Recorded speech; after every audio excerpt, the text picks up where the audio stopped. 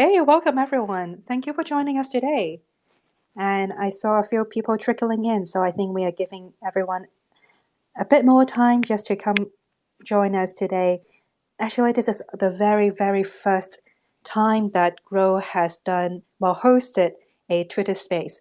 Previously, we have only been joining other people's, and I would distinctly remember one of them being what we have done with Alpha Finance back in December when we have first launched labs on Avalanche at that point.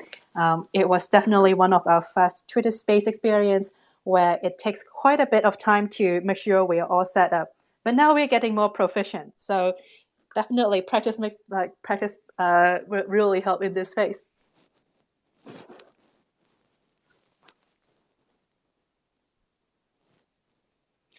Okay, I'm good to go. Awesome. All right, so actually, one of the things that we could start with, which is interesting, is right now, so I can call you Joyce. Of course, yes. And the reason I can do that is because you've mentioned to me previously that the entire team is actually doxed. Do you want to talk a little bit more about that decision, just as a starting point? Yeah, sounds great. So I think Grow has been a little bit of a difference. I believe that there is a notion that in Web3, there is an option to be pseudonymous.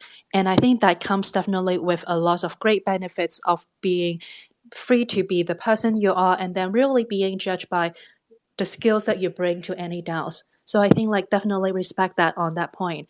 Where I think for Grow, it is taking a little bit of a different way, being let's have essentially everyone in the team. You can check out our LinkedIn, you can check out GitHub, our Twitter accounts, all on our webpage. And the idea behind this is that we would love to make sure everyone understands that this is a team with real human beings involved, and you can definitely our identity, and from then on we build trust with our users because in the DeFi space, people are putting real money into our protocol, really using our products. And I think there is nothing more reassuring to know that these are also real humans really taking care of your money. And I think that's hopefully our way to start building trust, which we think to be quite important as a relatively new protocol in this space.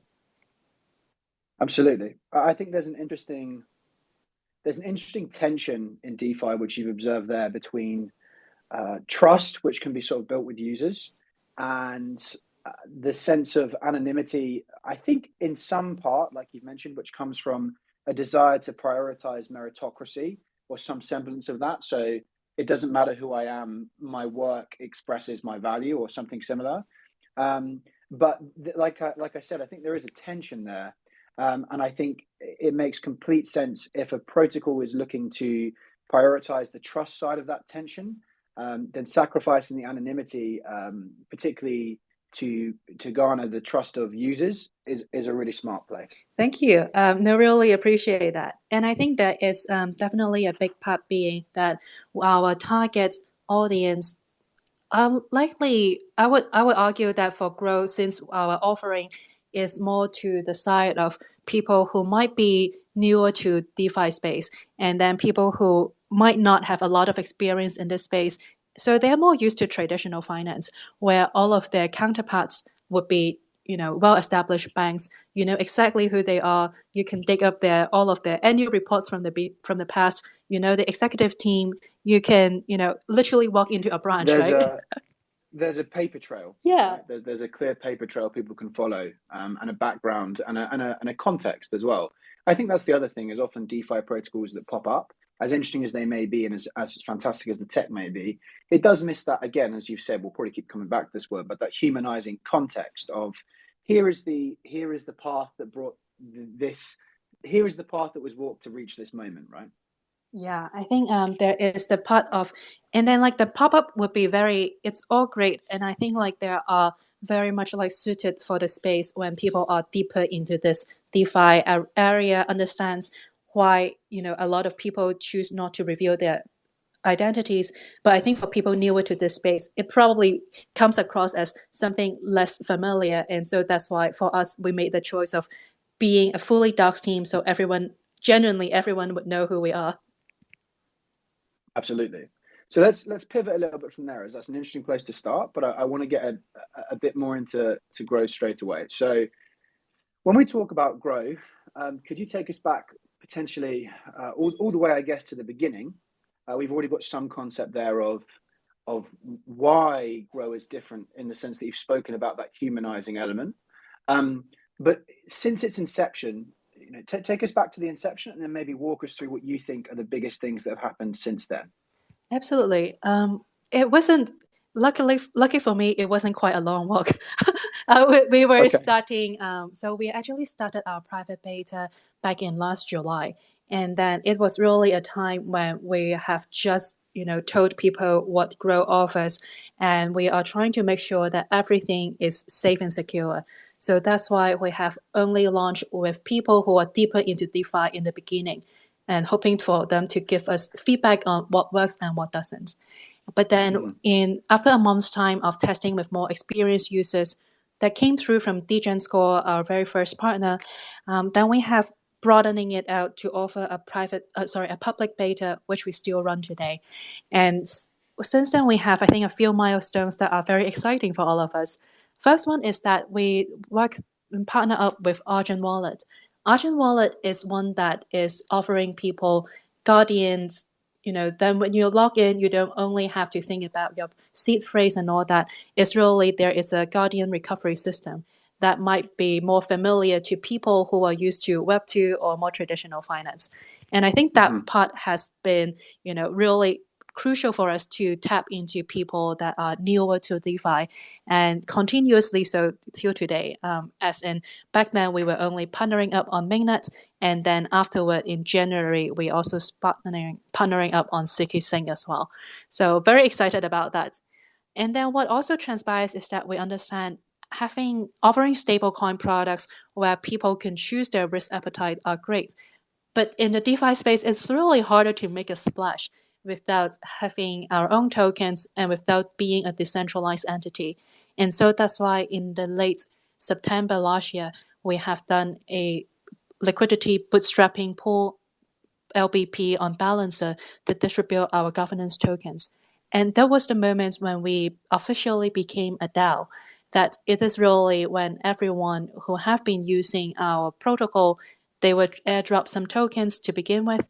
And then also everyone who then participated in the LBP also got hold of governance tokens that they can use to vote for the future of Grow Protocol, which I think it is really a very much of a watershed moment because from that point onwards, a lot of the decisions we have made will go through DAO governance instead of only being made internally as a project team itself. So that's definitely one thing that I would say very memorable, and a lot of people join us at that point of the journey too. Afterward, I would then fast forward to say we have that token. We then do a bit more of the product development side to give more utility to it in liquidity mining or in terms of rewards. We've launched a vesting rewards program where everyone would get a chance to try out, deciding do you want to vest for full 12 months for all your airdrops or liquidity mining rewards, or if you actually want to take them out. It's really a lot of, I think, psychology at play.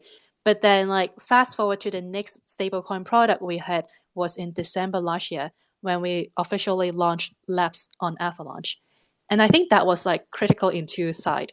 One is that we were on Avalanche, so that's the first time we get ourselves out of Ethereum mainnets, and I think that's the moment to see that the power of being in a lower cost environment really make Grow more accessible to everyone, regardless of their wallet size.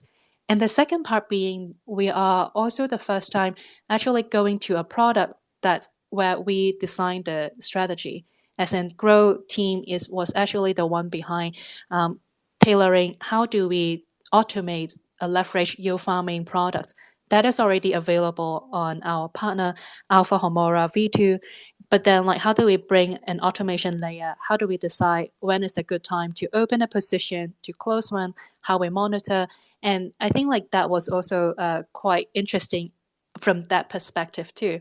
So yeah, I think like that was moment. And the final one I would say, coming closer to home right now, is that Mm-hmm. we have also looked into get ourselves on CK Sync, which is really one that, again, another lower cost environment, but this time is exclusively right now with Argent, our first wallet partner. And I think this is again another way for us to give access to people regardless of, you can even put in $100 to begin with. You don't have to think about how much gas cost you have to pay upfront. So those, I think, would Mm-hmm. be like from a user side, definitely some of the key moments. We also did more revamping of an iteration on our stablecoin products and also our tokenomics afterward. But I would say, it might not come across as new or, as exciting as some of those moments I've just outlined just now. Okay, so quite a lot to go through there. I'm going to dip in and out of the different pieces. So I think one of the things that's interesting to observe is, and I think this is quite unique within the space, generally when a DeFi protocol launches, one of the things that's often apparent is that the idea is that it's accessible to everyone. And what that does is it does nothing to mitigate potential risk, right? And I think Grow has repeatedly sort of outlined that it's interested in making sure that either A, users are aware of the risk, or B, that they are actively having that risk mitigated for them in some way, or both, depending on what we're talking about on Grow as a platform. But it is quite unique to say, hey, we're not going to just open the floodgates immediately. Instead, what we're going to do is we'll have a private beta with people who are willing to have a slightly higher Yep. risk tolerance. That's unique. That is not something that happens very often. Why do you think that isn't something that happens very often? I think there are, I would say there are two things, right? One is from an ideological standpoint and one from a more practical standpoint. I'll start with the Mm-hmm. more practical standpoint. I believe that we're in an industry where everyone expects high growth. So trying to, in a way, to say limiting your growth is in some way counterintuitive. And then, there is definitely a lot to be said to say, well, we have just launched it 3 days ago and look at, how many users or how much TVR we already have. And that is why I think there is often the pull factor of saying, let's just go all in, let's just open it all to the public. And that is, in this way, have its own merits. So I think like there is just a slightly different way of saying, are you happy to say, let's hold the horses and then give it a bit more time, make sure we flush out all of the design issues or potential bugs before we're actually opening it up to more people, Mm-hmm. in exchange for or at the expense of like much higher growth in the beginning. Then I would say the more ideological side, I also think that sometimes as an industry we are looking to open up access, right? And that is, it also could run in counterintuitive to say, let's put in a bit more gatekeeping in place, because we are in the business of decentralization, but also introducing permissionless access to financial services, where we would say that there is oftentimes a good way to say, it's just all out there. You can do whatever you want with it. But then I think like the flip side being, obviously a lot of people might dip their toes into it or ape into it really much before they do the research. So there is also the question of how you balance helping everyone to gain access, the maximum access they can get from day one, versus actually say, let's actually make sure that we have people understand those risks before we opening it up to public. I wouldn't Yeah. think that any of that is like a superior to an audit. It's really just a different approach, and perhaps tying back to who are the users we are hoping to appeal to and what they are more used to. Mm-hmm.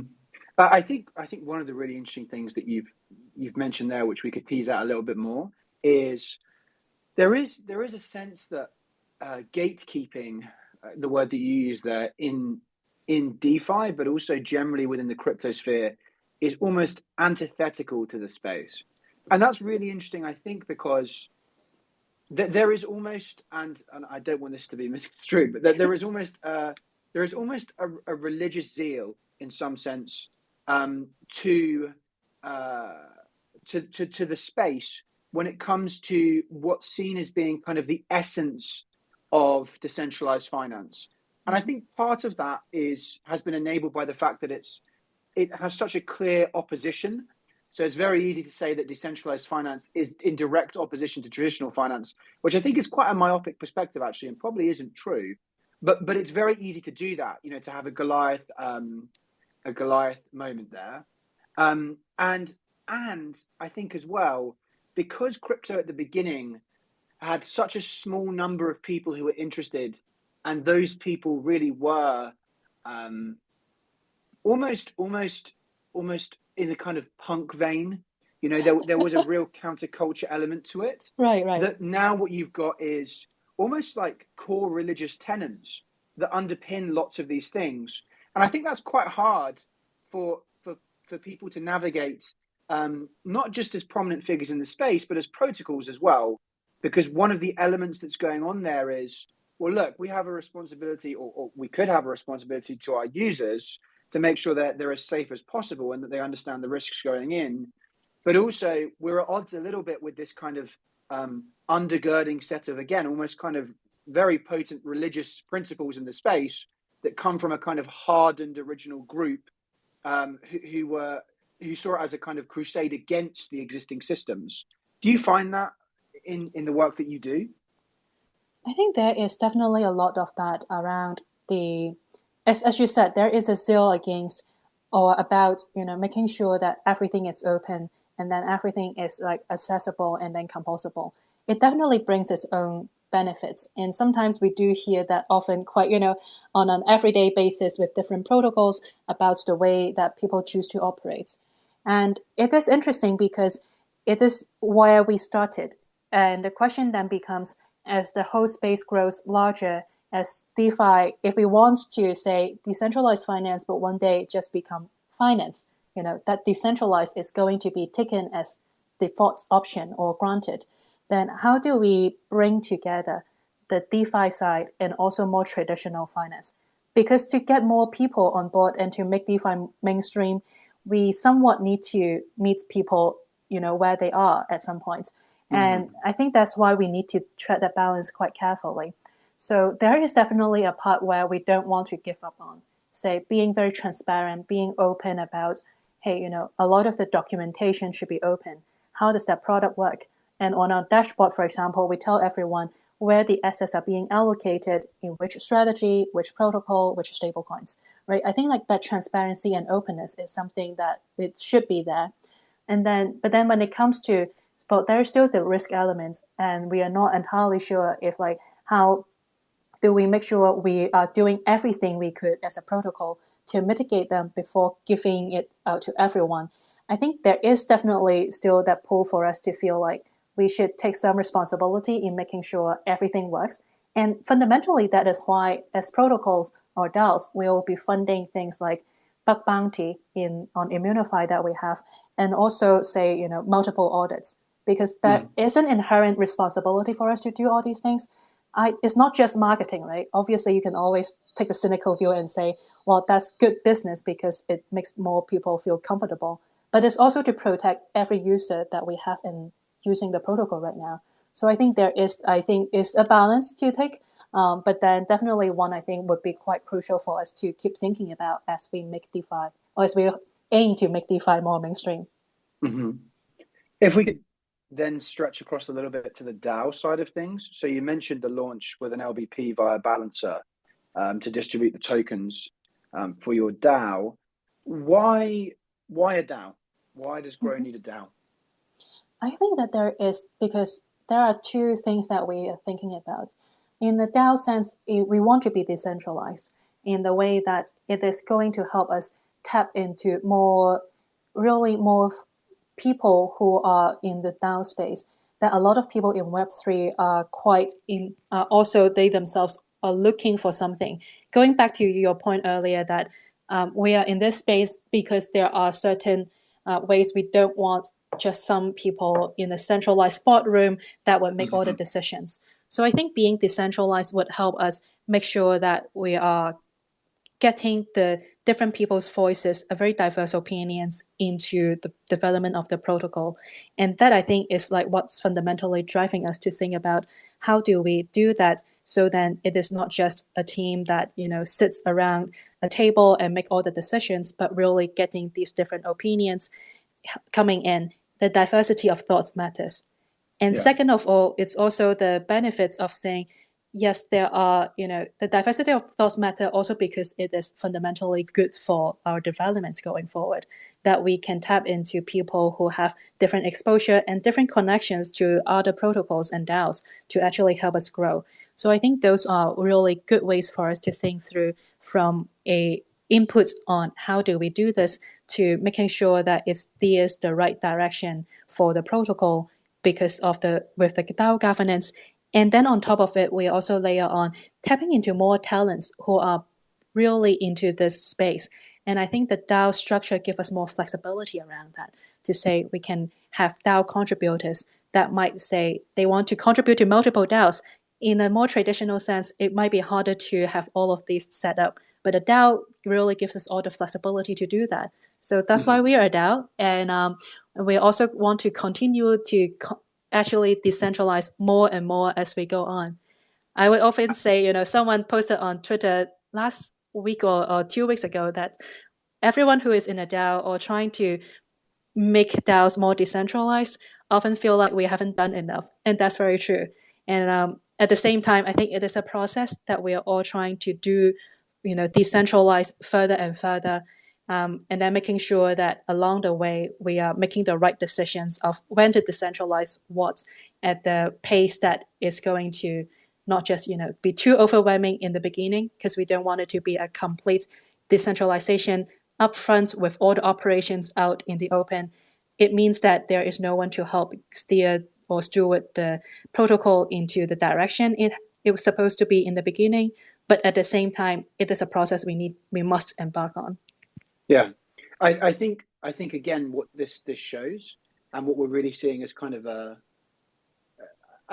as an idea that's coming through across lots of our discussions so far, is again that one of the things that Grow is doing, or is trying to do, amicably is trying to do, is to straddle between, again, those kind of core principles that guide the space generally, and the positive suggestions that come with things like decentralization, the accessibility parts, the flexibility, the fact that this is a unique space compared to traditional finance, but also at the same time, again, remembering that that's in tension with and trying your best to make sure that this is done in a way that benefits users, and it's perhaps more so done in a way that doesn't harm or damage users and their prospects. Absolutely. I think there is a lot of the worries that, it is because trust can be built. It takes a long time to build trust in a way. Is that why would you, out of the many protocols out there, why would you want to decide to use this protocol instead of the other ones? And I think that's the same thing that we saw in traditional finance, being that it is fairly easy to damage trust. So once we have the luxury really to earn the trust from our DAO members and then from our users, then how do we sustain that and keep that? And then in every action to try to say, this is what we are really hoping to do.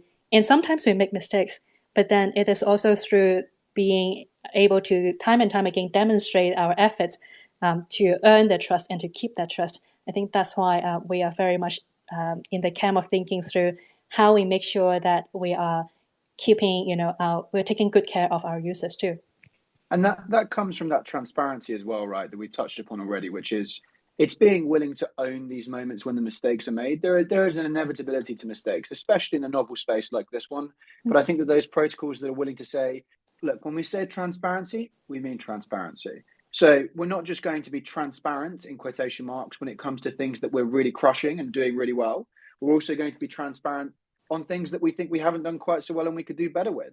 And I think that's vital. I think that's really important.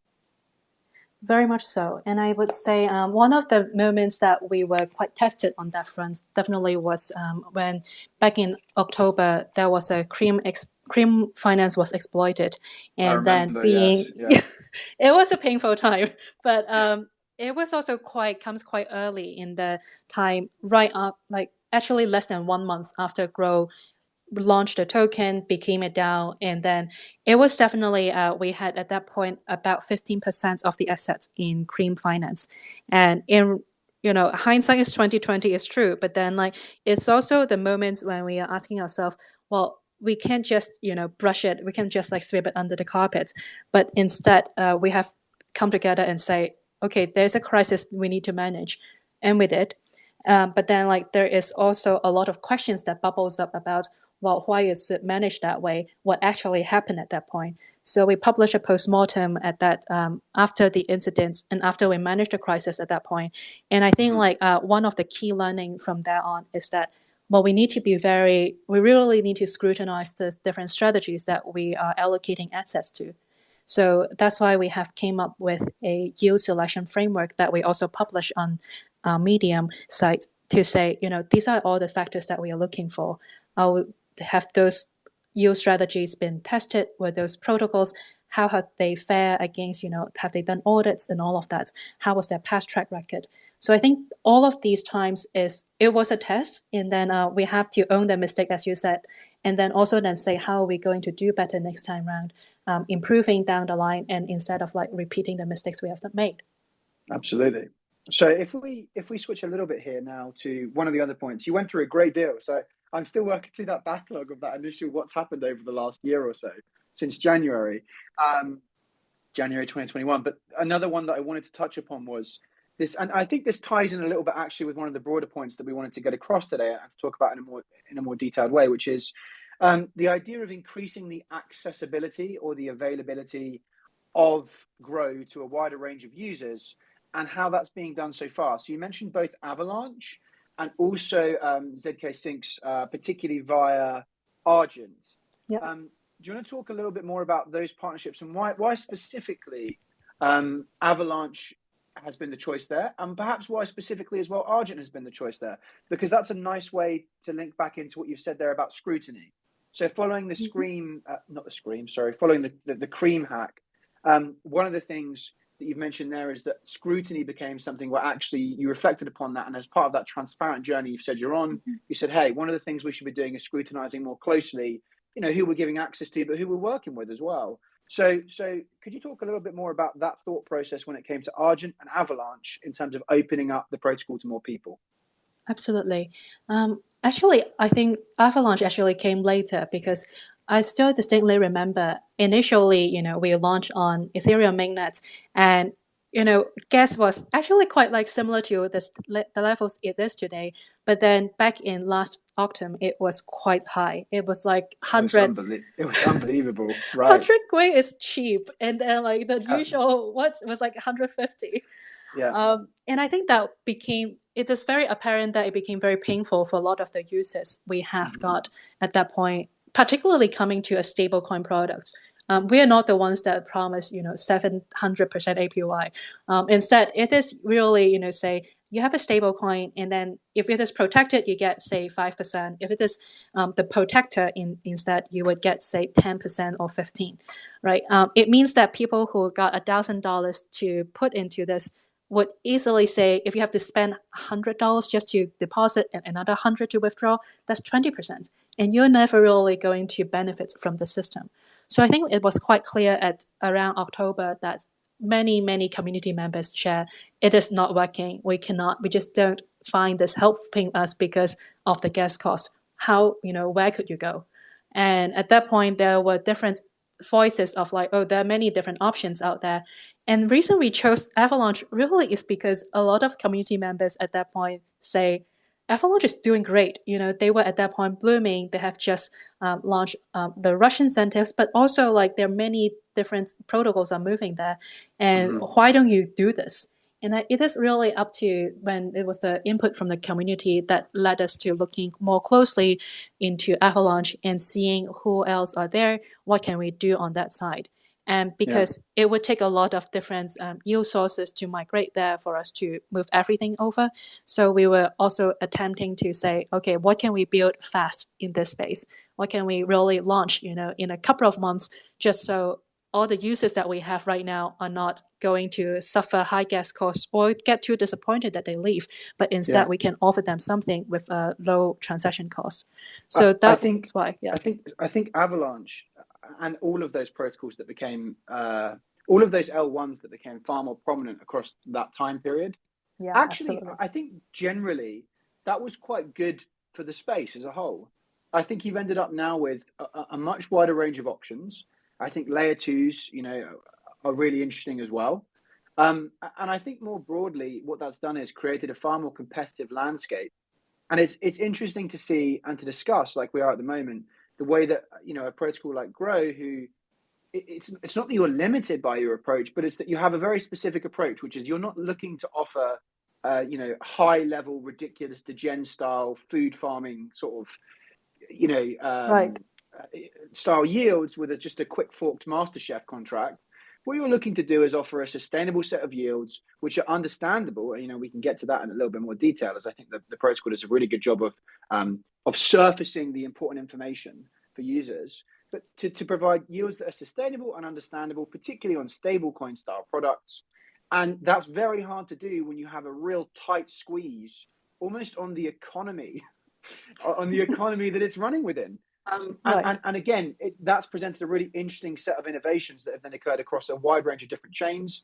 And I think in some ways as well, it's not such a bad thing that not everything is now concentrated on the Ethereum mainnet. I don't know how you feel about that. I think it's right. I think that it has become more competitive, and then it also means that there are oftentimes different chains or different environment have to articulate, why should users pick them, and Yeah, why should developers choose to build on them. yeah. And I think those like actually come up with like, you can compare of, oh, is that because what about the bridge options? We heard quite a bit about bridges lately, and then Oh yeah, yeah, or let's say, is that, how fast could you transact, how low the transaction cost could be, and yeah. all these tie back to ultimately what can users get out of this. Is that Right. like, security? Is that a lower cost? And I think those are really important for us as we continue thinking where we want to bring Grow towards. Because Avalanche was great with really, really low transaction costs. In and out of our labs product, it was honestly, a few cents, or like it was really low cost. And I think that is something that we have got quite a good feedback around, coming down from $100 transaction to what is costing like maybe $1. So that is something that was great. And I think like the ways that you have articulated so well is it is hard to bring sustainable yields in stablecoin in this environment because there are so many exciting yields to chase after. Mm. But then there is also that, and we are trying very hard to make sure we are thinking of what are we looking to bring to users. And part of it would be to say, as you said, sustainable yields that come through from stable coins only. So we are actually getting those yields, delivering to them all the headline rates you see on our debt right now. The big Mm. numbers are sustainable stablecoin yields. And then we do offer governance token incentives, but those are like additional on top of them. And we don't combine them together because I think it's important to give that transparency to users. It's not just about a headline rate of what you get, but also the quality of the yield you would get. As one of our DAO members, he wrote up an article about the quality of yields, and I think like it is very different if you earn stablecoin yield versus a governance token yield, because the latter depends so much on the token price as well. Yeah, absolutely. I think that's a really astute point to be talking about the quality of yield. And props to whoever the DAO member was. But one of the things that's definitely true there is there is, I think, in this space suffers from sometimes kind of the illusion of yield, right? So these numbers are huge, and that was particularly true when we were going through the stage of all the OM forks. But these percentage yields for users are incredibly enticing initially, but the reality is that generally they don't have a very long runway, right? So the reality is that actually, what would ultimately be better for most users, and what are most users looking for? Is it realistically to be getting 1 billion% APR for one day, and then to be getting nothing? Or is it to be getting a solid 15-20% APR on a stable asset that's not volatile? I would argue in terms of a non-stress approach, but most people it's probably the latter. And actually we can shift a little bit there from what we've been talking about. One of the things that you can't necessarily do, and you said this again quite transparent, is you can't necessarily say, hey, if you're looking for the best yields ever in the DeFi space, come to us. We're a one-stop shop for 1 billion% APR. But True.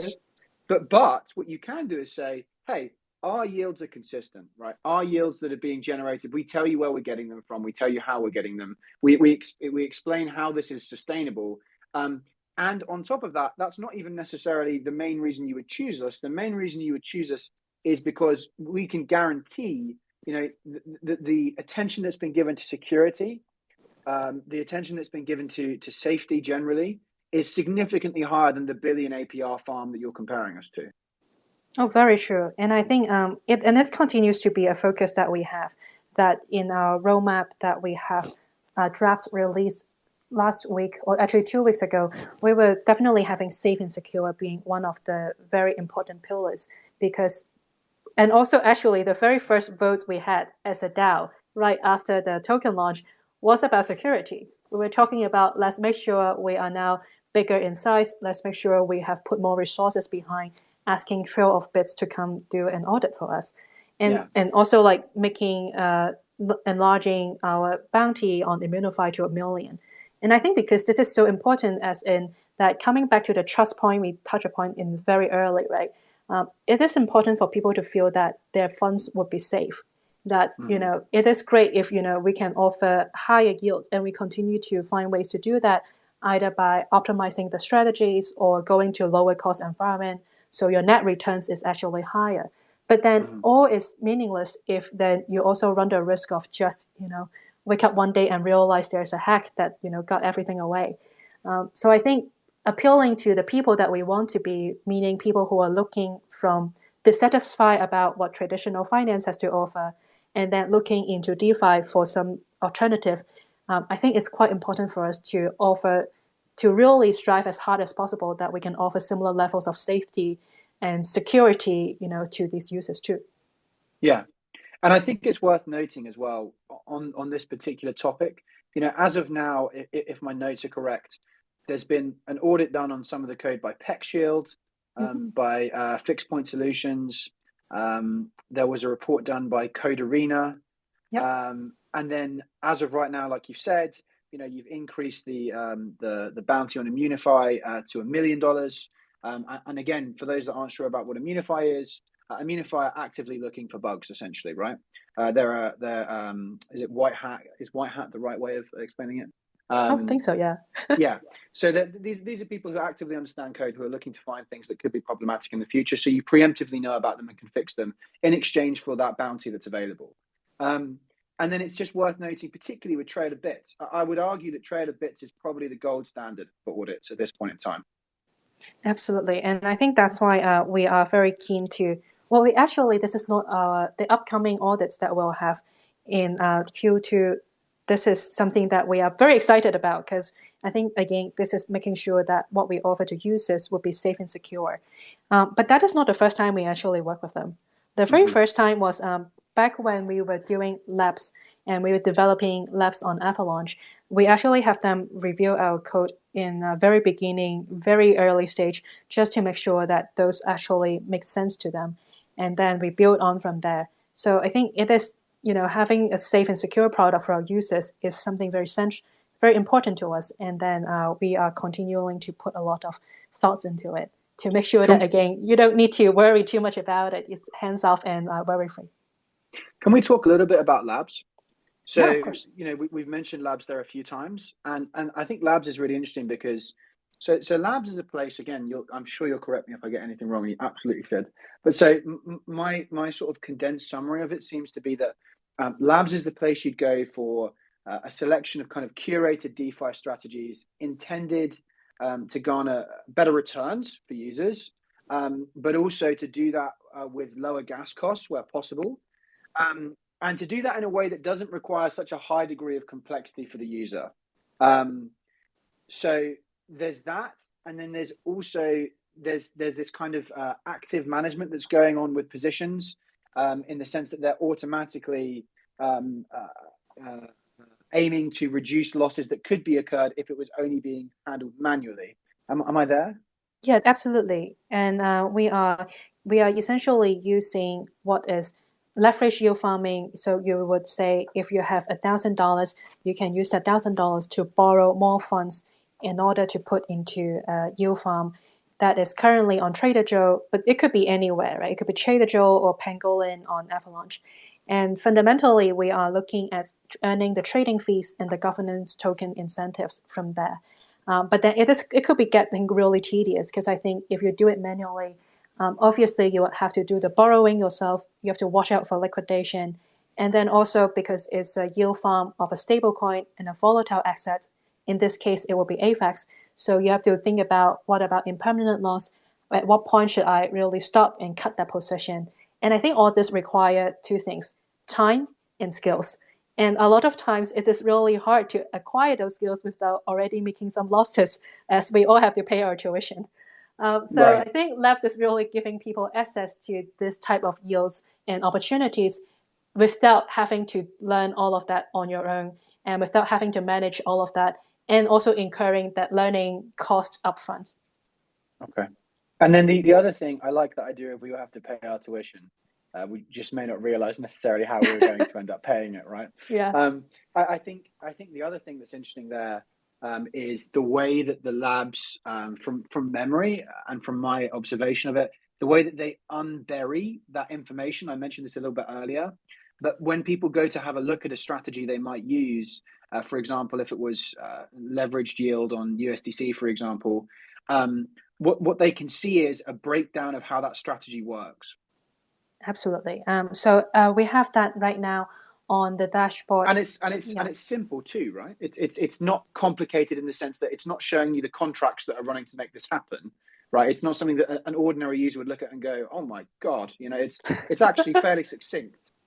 Yeah, we are trying to make sure that we give you all the most important information.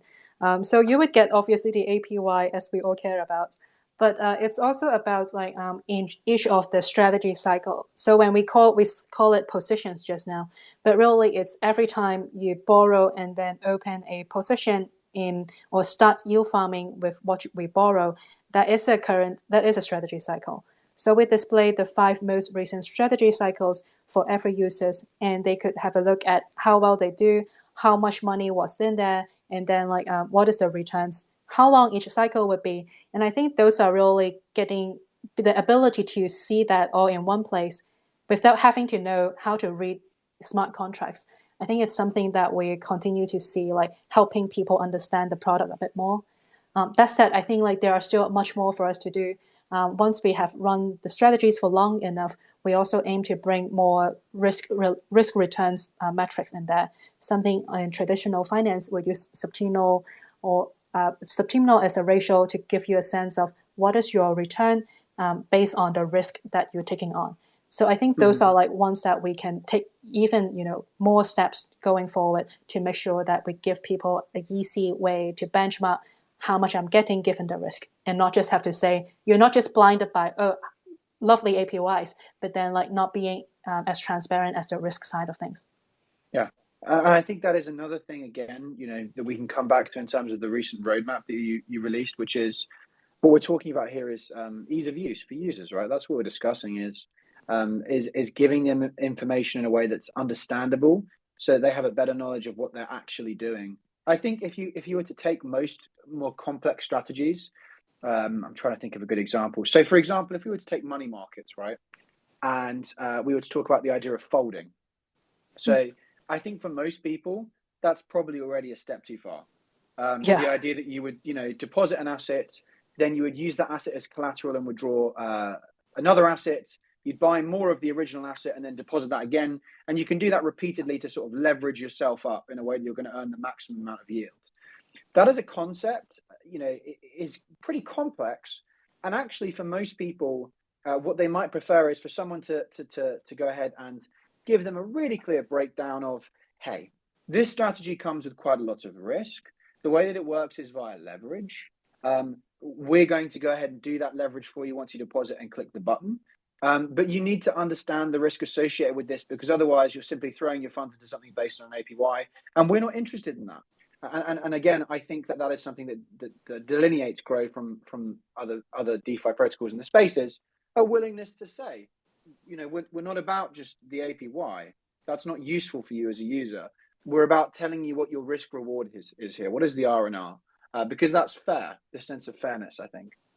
Yeah, I think like because it is really hard for us to say and I would assume because a lot of us do come from traditional finance background, having our founder came from Revolut few of other people came from Monzo, and then there are, and I myself, I came from Capital One. Having seen a lot of the discussion that is in the works, whenever a traditional finance provider would say, around thinking about a new product, I think there is a lot of consideration of risk. And then how do we, sometimes we have to accept that, sometimes we have to mitigate that. And ultimately, I think we're really hoping to make sure that all the users are clear about those risks, as you say. And then we also have users that would come in Discord and simply ask, well, Labs looks great, but what are the risks? Because, people will often think correctly that there's no free lunch. There should be some risk involved when you're looking at something extraordinarily attractive. And so I think like being transparent on that part is definitely helping us. And I hope that help us, earn trust from new users and existing users alike. And then afterward, then what our job is to really keep on optimizing so that we can bring the best foot forwards when it comes to yield. Because again, as you said, we're not going to be the one that give you 1,000,000,000% APY. But then like we're really hoping to say, if you are putting your funds here, then these are the risks that you're taking. If you're happy, I'm very glad as well. And then like maybe in a few months time, you can come back and you'll be like, oh, okay, this is roughly exactly, where I'm looking for, and not have surprises of like, oh, I wish I had known this earlier or not. Yeah. And I think one way in which this is really impressive is that I think you're moving ahead of where the puck is going here. So I think generally up until this point, there has been an unwritten consensus in crypto generally that if anybody is here and anybody's using DeFi, then what they've done, even without realizing it, is they've accepted that there is an inherent, risk, because this is a volatile space and everyone discusses it as being a volatile space, and you can't be here and using this space unless you understand just how volatile it is, right? So there's that suggestion that's, I think, tacitly been implied all the time. And I think that's started to unravel now and will continue to unravel as the space becomes more mainstream. Increasingly these projects and these products are being used by a very large number of people. And to continue to suggest that, well, it's a volatile space, so you should have realized that there was associated risk, I think it is old hat. I think it's increasingly becoming a bit of an archaic idea, actually. There is some responsibility in the space now to recognize, actually, not everyone that's here is necessarily going to be someone who is born to walk like some sort of Teflon monster through extraordinarily high volatility markets and potential risk. That's not true anymore. I think it's moving. I think that the momentum is in that direction towards a very large base of users. And actually, like I said, I think it's important that protocols like Grow, and this is why I said I think it's going to where the puck is already moving, which is that they have a perspective on that and they go, okay, yeah, I appreciate that. Actually, this space is not just somewhere where users are just already aware of the volatility and the risk. We need to be a bit more concise about this. Absolutely. And also to bring new people into this space, Right, people who are not used to that type of volatility. It would be a hard sell, and it wouldn't be quite accessible, really, if we are saying either you are happy with the high volatility or you're out. I think it is our job to bring more options to the table to people and say, well, if you are not, up for, 100 times or bust, right? You should always still have a chance to say, okay, what are the options I have out here? It might be lower yield, again, not the highest yield, right? But then we'll say, oh, okay, but this is better than what my bank offers, or this is better than really my savings accounts, or even my stock market sometimes is offering. And I think this is crucial for us to bring that to the table, as this is how we can make DeFi a lot more accessible. And I don't think that we have already completely cracked it, right? Many of our users also ask for fixed rate products. And that is now something on our roadmap, because it's true that a lot of people, or for Grow, however much we want to say, yeah, we are giving you these products that are, roughly in the bands of these rates, they're still within it certain ups and downs. And sometimes we also see lots of users say, well, you know what, I'd much rather have a promised rate. Even if I have to lock funds, I'm fine with that. And so that's something we are taking forward. We are working with artists like Elementify to see how could we bring these fixed rate products to the table for those who are seeking that certainty, rather than benefiting from the very highs of highs, or like at the risk of much higher volatility. So yeah, we keep on iterating because I think it is crucial for us to find ways to help meet the user needs. Absolutely. If we come back a little bit towards the Grow token. So we spoke about the DAO a little bit earlier, and we spoke about this kind of principle of decentralization that runs through a lot of DeFi, is almost the backbone originally of DeFi. It's in the name, right? Decentralized finance. Yeah. And the idea of moving to a decentralized governance model being one that's important to grow. If we talk a little bit more about how the Grow token rolls into that. So at the moment, if you're a Grow holder, there's a few things that you have influence over, correct? That's right. So right now, I would say a lot of the parameters that we have originally put in place are subject to Grow vote. So for example, initially, we have no performance fees at all. And it was vote 5, I believe, that where we say, well, it makes sense for us to tie the tokenomics closer to the performance of protocol. So let's actually start getting a very modest 5% performance fees on the yields generated, not the principal, of course. And then to just say, how could we then use that to buy back tokens? And that is not to enrich the treasury, but leave it to people who wants to hold on to Grow tokens for a longer time, and they could claim those buyback as a vesting bonus. So there will be these parameters within the smart contracts that I think DAO members will say, okay, have an opinion on, and then we eventually formalize that through a vote. On top of that, I think there are also other parts of how we spend the treasury. So the treasury itself, we have got through from the token launch. As we said earlier, that the first vote was about, should we put more resources behind making sure it's safe and secure with trail of bits auditing us. And there are also other parts too. We have gone through voting on whether we should do Olympus Pro as a way for us to earn more protocol-owned liquidity, and with the resources we have in Treasury. We have also gone through budget votes, like the marketing votes, vote 7, about what is the first quarter marketing budget that we are happy to grant for people, for us to use. And then next up about like whether we also want to change the, actually coming up live right now, it's about one to say transitioning more of those costs to the DAO. Because even though we are quite early on, we say we want to be a DAO, there was still time before the DAO was established that there is a legal entity where that was funding a lot of the cost. And it still continues to do so today for things And like harvesting, which that we legal think entity was Growth Labs Limited, wasn't it? That's right. Yes. So that's a UK entity. And so, for example, in every day we are harvesting gains from the yield strategies. The gas cost is currently still fronted by the legal entity. And I think as we are on to this decentralization journey, it makes sense to actually have the DAO take over those costs, as those are quite critical, honestly, to actually be able to be a yield aggregator. We need those gas costs to fundamentally pay those gas costs when harvesting. So I think there is that journey for us to think through on, as a DAO member, there are things on how do we spend our treasury, what costs we should take on, and then like where should we put those assets that are sitting in the treasury right now to work. We also had that vote for a treasury management committee earlier on this year. And then aside from that, concerning the protocol, what are the parameters that we can change to either bring in additional revenue for the DAO, or let's say whether there should be how should the products really be configured so that it will be more competitive and compelling in this market. I think it was vote 10. I think that's particularly interesting, the DAO Treasury Management vote to do with the committee. I think that's particularly interesting because that's a good example. That was earlier this month, right? Yeah, that's true. And we have established that for a 5-people committee. Yeah.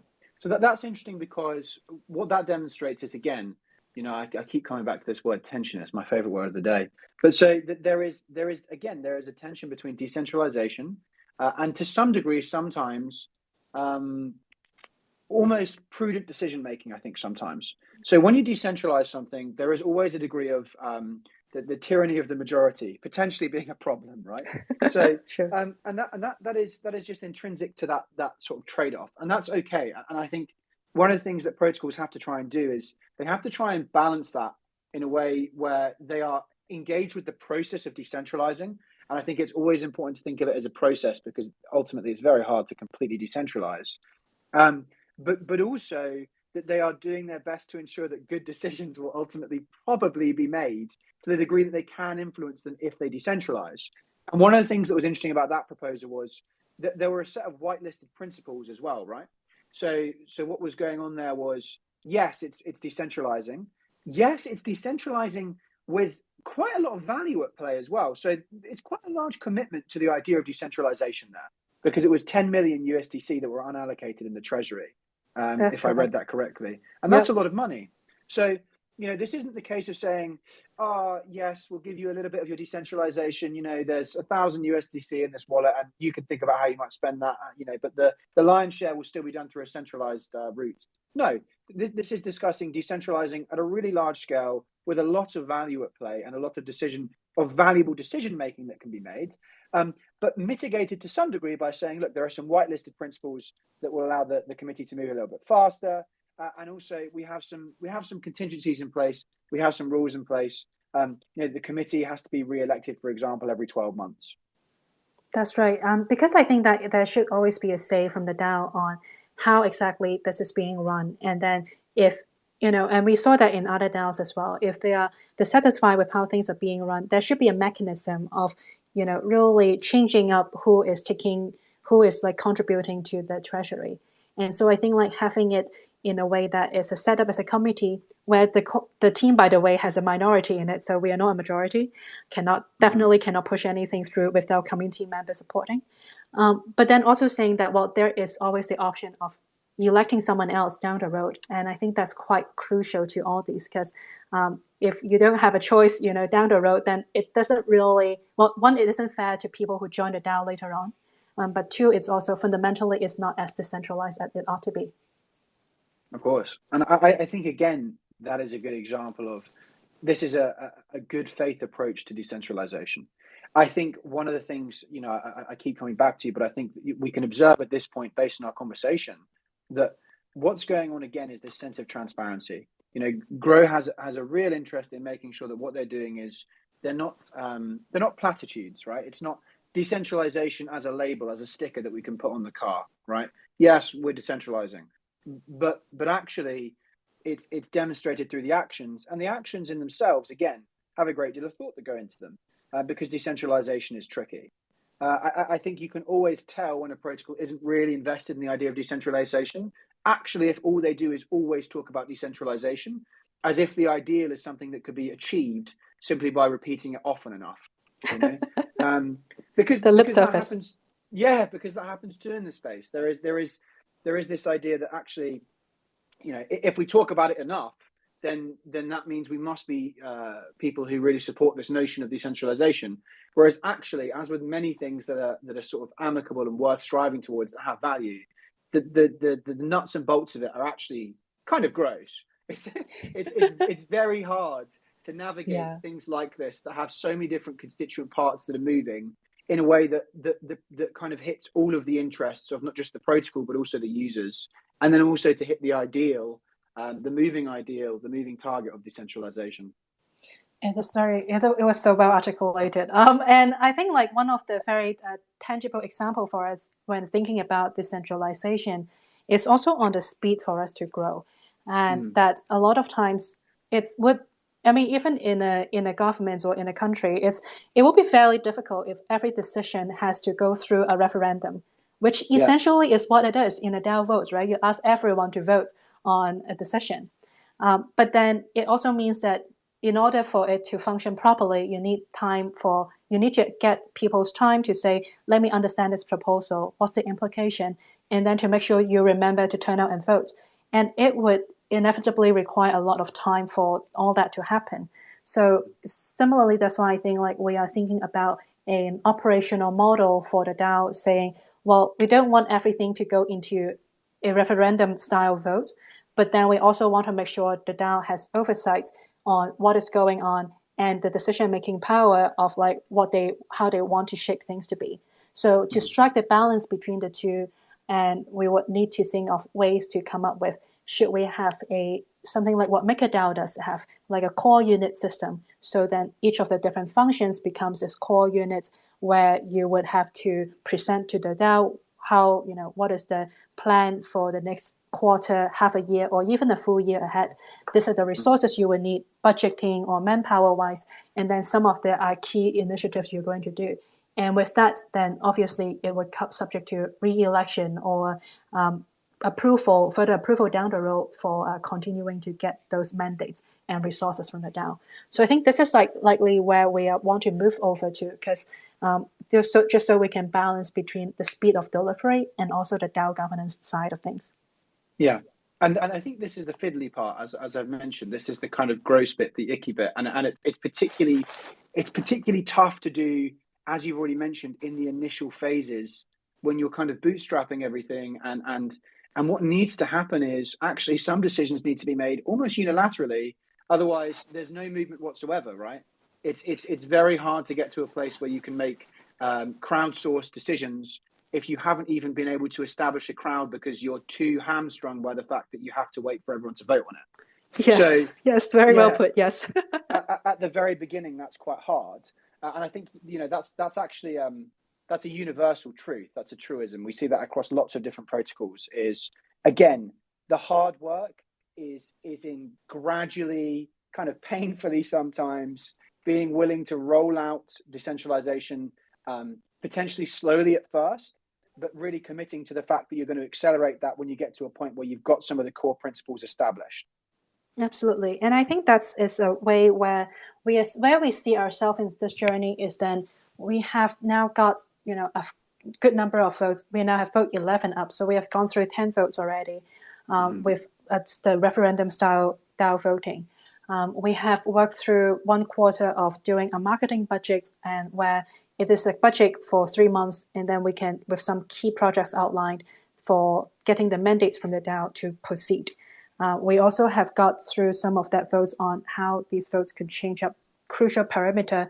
And now that's why I think it is time for us to think through further down this journey, what is the right operating model for us to make sure the DAO still has oversight while we are still delivering fast.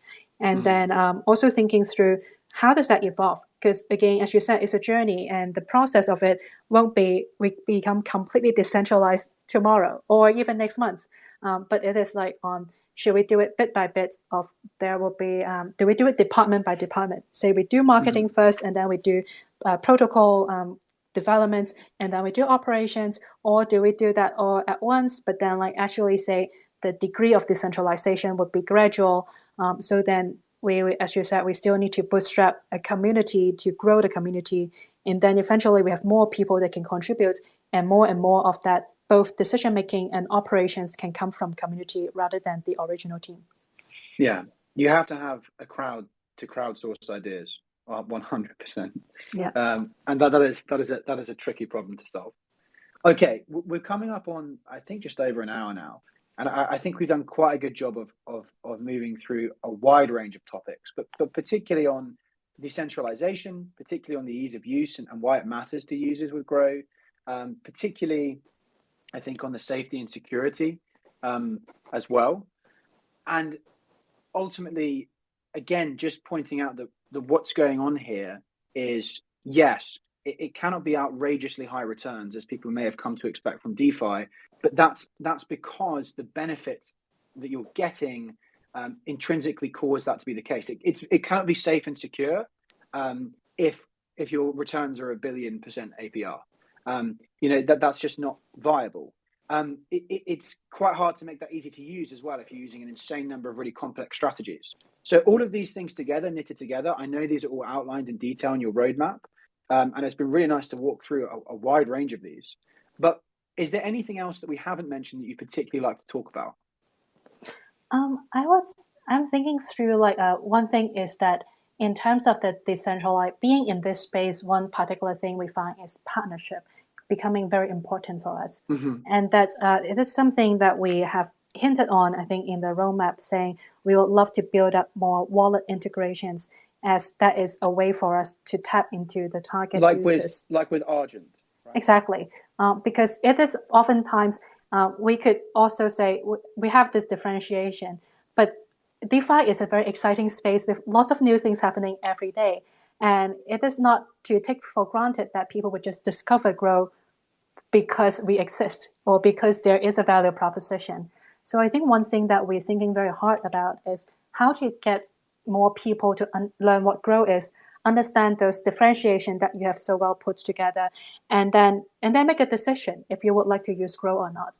But the very first step of knowing that Grow actually exists with these different things is what drives us to look for more partnership now, looking for particularly in wallets. And we believe wallet could be quite interesting as well. Everyone coming into this space now needs a wallet, and then if we become almost an option that's already on display inside a wallet, we are hoping to catch more users who are newer to DeFi, who might still, before they got dragged on to the very attractive but very bustling scene of crypto Twitter, how could we reach them early? And then how could we convert them along the way? So that's, I think, also something that we are thinking quite hard to get ourselves out there and making sure that we have our fair shot at, trying to appeal to new users. Yeah, I think that is something that's particularly tricky. Is despite the fact that we've been through in detail and espoused, I hope reasonably, the value proposition of Grow across all those different stratas that we've mentioned. If nobody ever sees Grow, then unfortunately they can't make a comparison to other protocols to make a decision to use Grow. So that is always a problem, and it's interesting that your approach has been to recognise that perhaps wallets are the direct interface within which most people will end up finding Grow, or the best route to sort of say, hi guys, take a look at Grow, see what you think compared to these other options. Yeah, I think like ideally would help, putting ourselves out there in that discovery process would really help drive more exposure. And from then on, it is our product's job and also at our marketing's job to articulate those value proposition and really offer something compelling to them. But yeah, it also is definitely competitive to get seen in this space. And I think like so that's why really I'm really glad to have a chance to chat with you today because I think that helps us put ourselves out there a bit more, and also to all the audience here, whether you're already contributing to Grow or whether you have just heard about us for the first time. Yeah, I really appreciate your time. I think it's been really interesting, and also, of course, as it's recorded, to anyone listening to the recording, I hope you've enjoyed us walking through everything in detail. Yeah, Joyce, been an absolute pleasure. likewise. And let's catch up afterwards. Will do. Thank you so much, Charlie. It's really great chatting with you. Okay, pleasure. Talk soon. All right. Talk soon. All right, ciao, Bye. everyone. Thanks for joining us today.